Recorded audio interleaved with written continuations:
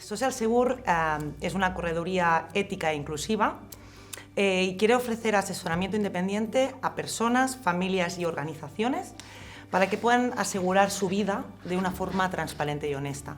Queremos visibilizar e investigar las necesidades de colectivos que hoy en día no están representados dentro del sector asegurador, como es la diversidad funcional y el LGTBIQ, entre otros, para después de investigarlas, acercárselas a las compañías de seguros y en un futuro próximo poder crear productos nuevos para esas necesidades. Nace de una experiencia personal.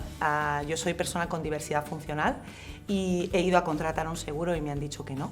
Esta problemática está en muchas personas de diversidad funcional y de otros muchos colectivos, pero si no se visibiliza, no se sabe, y si no se sabe, no se soluciona. Por eso Social Segur quiere venir aquí para visibilizar, investigar y poder solucionar, porque todas las personas tenemos los mismos derechos.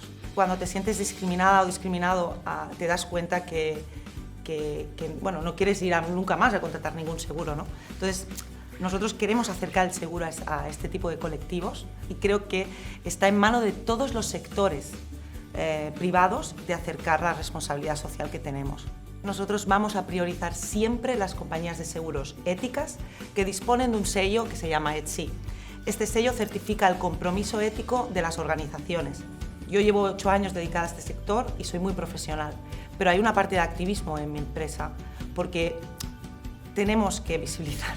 Es muy importante visibilizar los colectivos que estamos olvidados y olvidadas. Todas las personas tenemos diversidades, las diversidades tienen que ser visibles y tenemos que amoldar sectores a esas diversidades.